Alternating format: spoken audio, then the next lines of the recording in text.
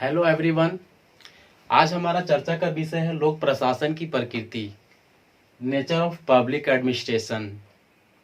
लोक प्रशासन की प्रकृति में जो है यह टॉपिक से जो है कई बार नेट में सीधा सवाल पूछा गया है ना। ये आपके लिए काफ़ी महत्वपूर्ण है ना, ये आपके लिए जो है काफ़ी इम्पोर्टेंट टॉपिक है। इसे आप बहुत ही ढंग से देखिए, है ना, इस वीडियो को देखिए। लोक प्रशासन की प्रकृति के यदि अगर हम बात करते हैं तो लोक प्रशासन की प्रकृति को हम दो रूपों में इसके दो दृष्टिकोण के रूप में हम जान सकते हैं। पहला इसका दृष्टिकोण है एकीकृत दृष्टिकोण। एकीकृत दृष्टिकोण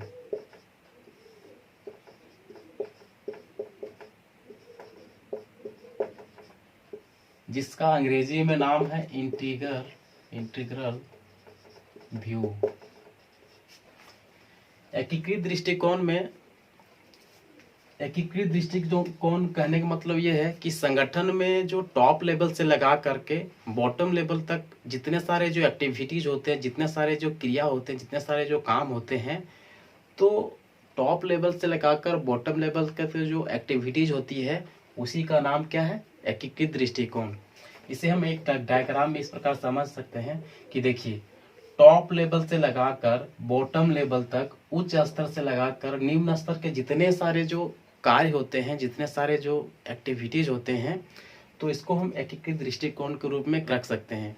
कहने का मतलब ये है कि इसमें जो है कानून को बनाने वाले, कानून को लागू करवाने वाले, है ना, और साथ ही साथ जो इसे कानून को बनाने में और कानून को सहायता करने में जिन जिन व्यक्तियों का, है ना, संगठन में जिन जिन व्यक्तियों की मदद लेती है संगठन, तो वो सारे के सारे जो है, वो सारे के कार्य जो है जो एकीकृत दृष्टिकोण में रखा जाता है ना।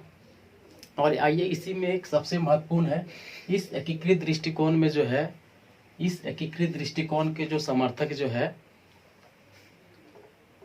डिमॉक व एल.डी. वाइट।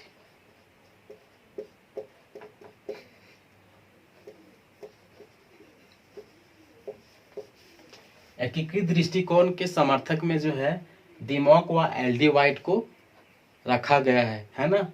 ये सीधा सवाल जो है एकीकृत दृष्टिकोण के समर्थक कौन थे, ये सीधा सवाल जो है नेट में पूछा गया है ना। जैसे आपका सवाल इस तरीके से पूछा गया था कि लोक प्रशासन की प्रकृति में से एकीकृत दृष्टिकोण के समर्थक कौन थे, तो आपका जवाब क्या होगा? डिमॉक व एल.डी. वाइट। ये सवाल सीधा पूछा गया है, नेट में पूछा गया है ना। इसका प्रकृति में हम आइए हम दूसरा बात करते हैं। इसकी दूसरी प्रकृति में प्रबंधकीय दृष्टिकोण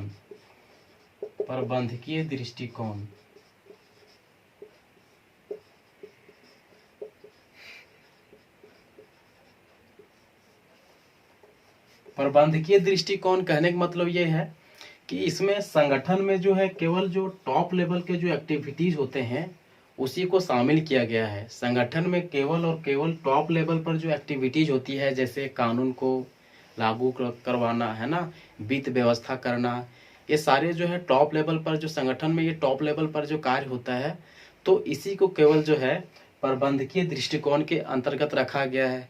आइए अब देखते हैं कि प्रबंधकीय दृष्टिकोण के कौन थे। तो आपका जवाब होगा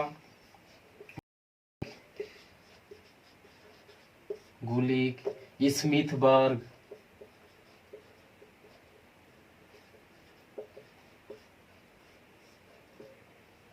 साइमन। ये सारे के सारे जो है, ये सारे के सारे क्या करते हैं? प्रबंधकीय दृष्टिकोण के समर्थक है ना। गुलिक, स्मिथबर्ग और साइमन, ये क्या करते हैं? प्रबंधकीय दृष्टिकोण का समर्थन करते हैं ना, प्रबंधकीय दृष्टिकोण का समर्थन करते हैं। इसमें बहुत बढ़िया सवाल बन सकता है इसी में से कि प्रबंधकीय दृष्टिकोण के समर्थक कौन थे, है ना। तो आपका जवाब क्या होना चाहिए? स्मिथबर्ग, गुलिक, साइमन। ये सारे के सारे विद्वान जो है प्रबंधकीय दृष्टिकोण के समर्थन करता है ना।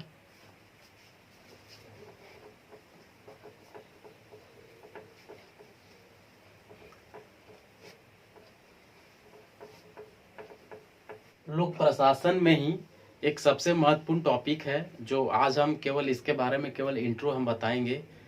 तो जिस टॉपिक का नाम है संगठन की विचारधारा।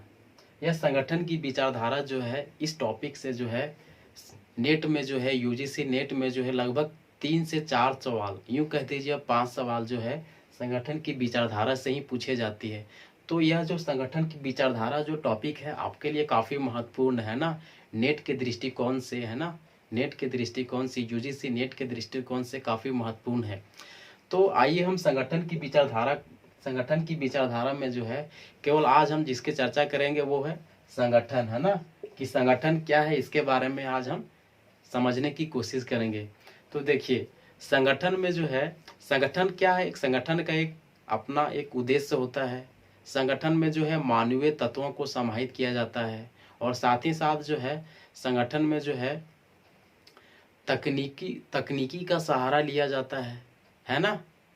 हमने क्या कहा, संगठन में जो है सामूहिक उद्देश्य को शामिल किया जाता है, मानवीय तत्वों को शामिल किया जाता है, तकनीकी गतिविधियों को शामिल किया जाता है ना। तो ये सारे के सारे जो तत्व जो है कोई भी संगठन में शामिल होंगे ही होंगे, है ना। संगठन की यदि अगर हम प्रकार की बात करें, संगठन की यदि अगर हम प्रकार की बात करें तो ये 2 प्रकार की होती है। संगठन जो है कितने प्रकार की होती है, 2 प्रकार की। पहला इसका प्रकार है औपचारिक संगठन। औपचारिक संगठन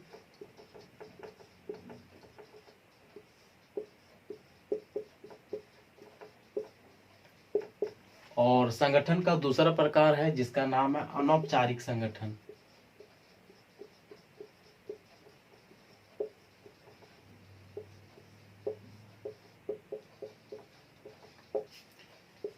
औपचारिक संगठन कहने का मतलब ये है कि इस संगठन में जो है, औपचारिक संगठन में जो है सारे कार्य जो है फिक्स होते हैं, सारे कार्य जो है फिक्स होते हैं, है ना।